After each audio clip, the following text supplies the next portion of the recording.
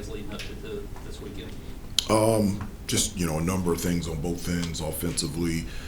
Um, our execution, getting to the offensive glass. I just want to be better at getting second chance opportunities. Defensively, probably the main focus is rebounding the basketball. Last two games, teams have gotten 34 offensive rebounds against us, and we've been able to sustain that in getting wins because they haven't been able to convert on it. We've taken care of the basketball, and we've shot the ball really well, and that's not sustainable. And so limiting teams to one shot every possession and being able to finish that possession with a box out rebound is going to be huge on Saturday. Hubert, how have you kind of noticing with Caleb's involvement defensively? What have you seen him throughout the year get better at and become more attentive at? Yeah, I always believe, for him, and especially coming from high school to college, like high school is defense when your man gets the ball. There's more to that at this level. One of the things that I always tell the guys is in order to play defense, you have to play defense before you play defense. And they're like, what are you talking about? And I said, you have to be ready and alert and aware that something is always coming. There's never a time in a possession, even if your man is on the weak side, that you're not involved in action, you're not in the mix. And I think Caleb, every day this year, has gotten better at understanding that he's always in the mix, whether it's a primary defender, a help defender, secondary defender, and he's doing a really good job embracing that. How does it kind of change what you guys can do when he's out in passing lanes and can be that rim protector and kind of get you extra opportunities there? Yeah, I mean, obviously his length can block and alter shots. You've seen the effect that he's had when, we pick up full court and press. It's very difficult to be able to – he can get steals, he can get deflections. He's good on the ball getting steals. It's really the awareness and the readiness, especially off the ball, that has improved a lot since the beginning of the year. And when you have somebody 6'10", 6'11" that can move his feet and do those things, it obviously helps you out defensively. The same scenario as you guys were in about 2 years ago, going down to Atlanta to play Georgia Tech before you played Duke. I appreciate you bringing that up. I know the Tribe game got you guys 2 years ago. What do you kind of learn from that versus going down there with a different intent this year? Yeah, I mean, I wouldn't characterize it as a trap game at all. It's an ACC game against a worthy opponent that has our full attention, and they have our full attention because they're worthy of it. Georgia Tech is extremely well coached by Damon Stoudemire. We played 1 year together with the Toronto Raptors, so we've known each other a long time. Their team is really good in transition, getting to the bucket, shooting threes. Defensively, they change up many different looks, and they play extremely well at home. And so it'll be a challenge for us, but we're prepared and we're ready for that challenge. Hubert, before the season started, I remember when I asked you about Derek, you mentioned his maturity really stuck out to you. Yeah. And we've seen him and Caleb start to take on more of a leadership role in the last few games. And you mentioned that when you were a freshman, you didn't really speak up a whole lot. No. Why do you think, not trying to go totally big picture here, but what do you think it is about younger players now that enables them to take on more leadership roles as young players? I think the biggest is they are called to be leaders. I was not called to be a leader my freshman year. As I mentioned before, in college, all of us stayed 4 years, and that leadership role was almost passed down the line. And so when I was a freshman, it was Jeff Lebo, Steve Bucknell. Those were leaders of our team. I think now with the transfer portal and guys going into the NBA, the most important thing is you have leaders, and it doesn't matter what classification they are. One of the things that I always say is I want you to be a leader within your own personality. And so I think in regards to Caleb and Derek, they've done that within their own personality. It doesn't have to come in a vocal leader or a leader by example, but both of them have embraced and felt comfortable and confident enough to do it within their own personality. What do you feel about how Derek's taken on, I don't know if you call it starting point guard role or whatever you want to call it, his starting role, and has he cemented himself into that with his recent play? Well, I will say that, Derek, and it goes to the, in line with, he's a very confident player in person, and his poise out there on the floor, whether it's starting or coming off the bench, has been real, and it's been evident, it's been consistent all throughout the year.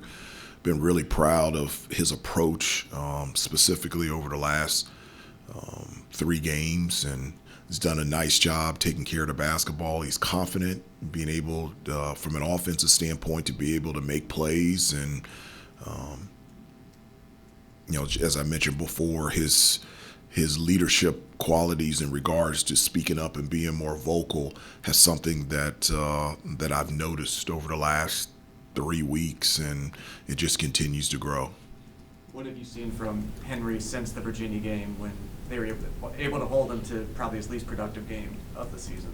Yeah, they did a really good job against him, and he really couldn't get into a rhythm on both ends of the floor. And so we talked about, from a defensive standpoint, being more ready defensively for guys posting up and going at him on the defensive end. And then, just from an offensive standpoint, just kind of moving around a little bit more. But I'm so happy that Henry's here. He's having a terrific season, and I look forward to him having a really good game against Georgia Tech on Saturday. With Henry, I think he has 10 games of 10 or more rebounds this year. I don't think he'd had one before. We weren't rebounding very well. I think both him and Caleb combined for 2 or 3 rebounds.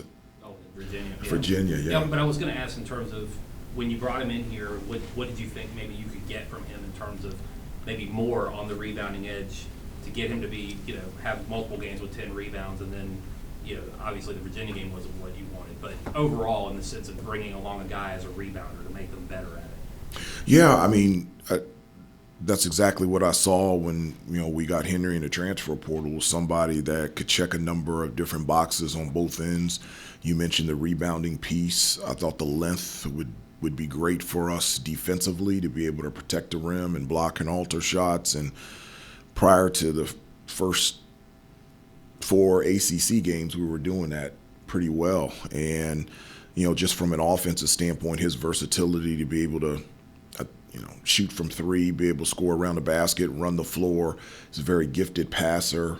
Mid-range game floater is a part of his package, and just an overall versatile player that has tremendous size, and also his experience. The experience of playing in the Big 12, playing at Arizona, he's been there, done it. And so, going to places at Virginia, at Georgia Tech, he's been in those places before, and knows how to prepare and practice and play and how to respond to that. Is there an area with the rebounding where you think he has, like from the beginning of the year to now, where whether it's positioning, anticipation, understanding defensively, maybe what you guys want, maybe an area on the rebounding specifically you think he's taken a step?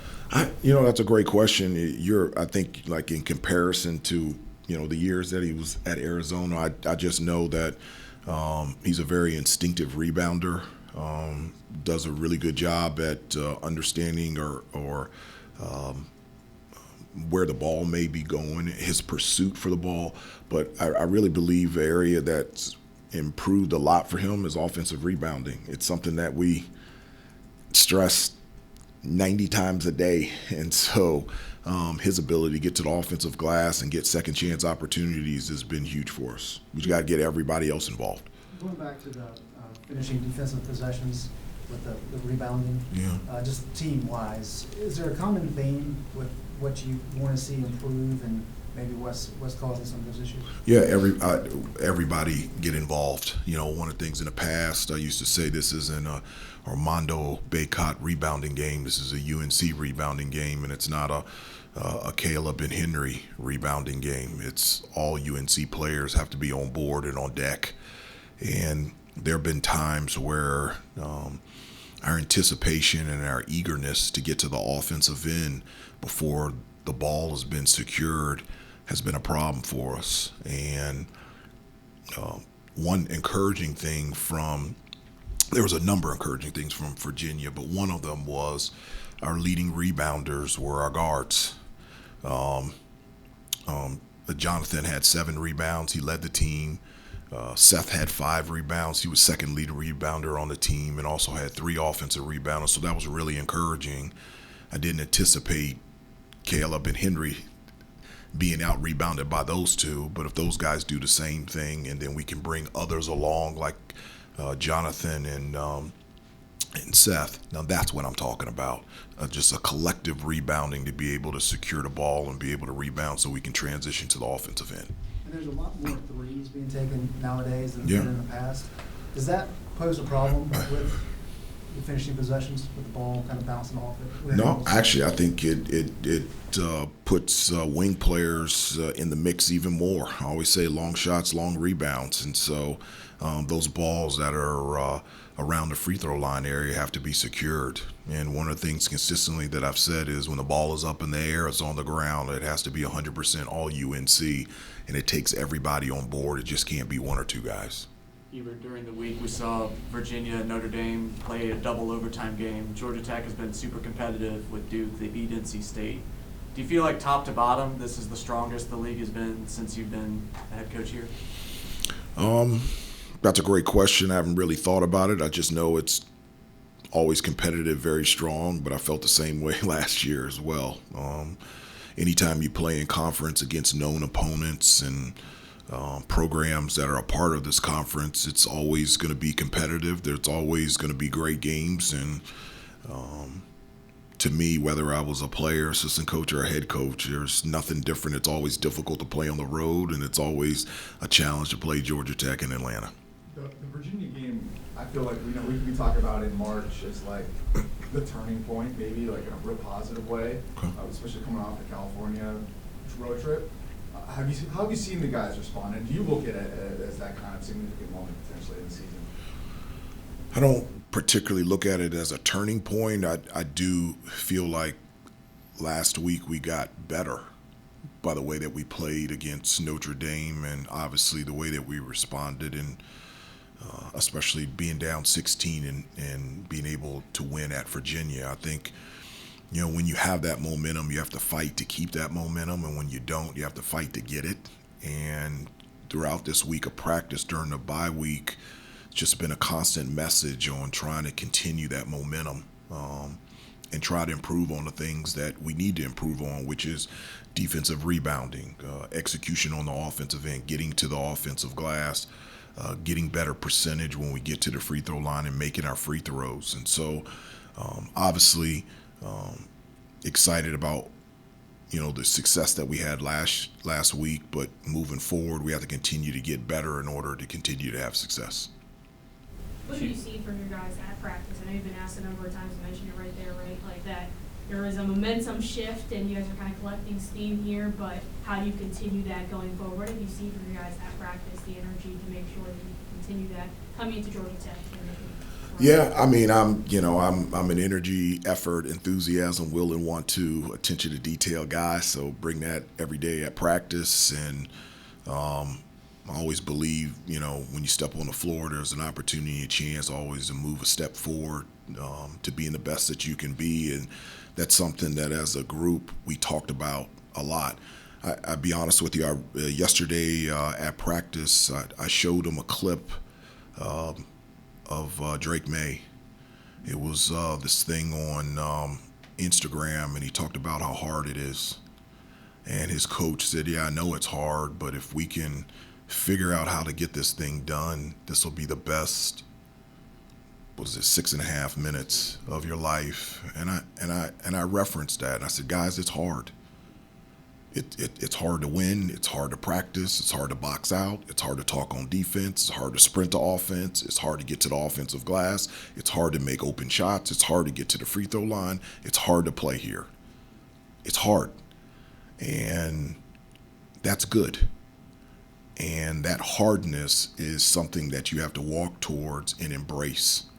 And I told the guys, I said, I know it's hard, but if we can figure out how to get this done the next 2 months, this is something that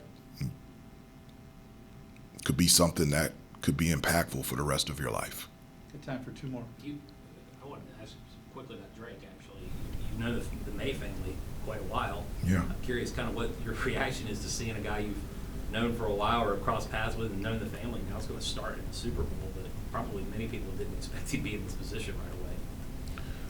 Well, I mean, obviously it's cheering for him and his family. You couldn't ask for a better family to be associated with and be around. I've been blessed to obviously have coached Luke and also coached his brother Bo, and Mark and I went to school together, and so I mean it's been a long relationship, and just to see yes, the success is fun to watch, but the way that him and his family manage and react with the success, it doesn't change them. It's just a humble, straightforward, loving, serving type of family, and I couldn't be happier for Drake, and I couldn't be happier for his family. One more. Hubert, obviously, Lucas found himself a nice little groove off the bench of late. How do you kind of help Kyan figure out where he is and get him more comfort moving forward? Yeah, my conversations with him, every player goes through a stretch at times where they're trying to find the rhythm, and I talked about fighting to get that rhythm. For me as a player, one of the things that I shared with him was to always take it off of making a shot. I wanted to take my focus off of that and try to find many other ways to try to impact and help the team, whether it's a loose ball, box out, talking on defense, being encouraging in the huddle, anything that can uplift my teammates and help our team put them in a position to be able to be successful. And when you do that and you take your eyes off of, quote unquote, a free throw or a shot, that allows you to focus on all parts of the game, and eventually your shot starts to go in. And Kyan is an established, accomplished player in college, and I'm so thankful that he's here at Carolina, and he's done a really nice job impacting winning in a number of different areas out there on the floor, and looking forward to when he's knocking down multiple threes as well. Thank you, Coach. Okay, Thanks, everybody. thank you. Appreciate Thank y'all you. coming in. Safe travels, guys.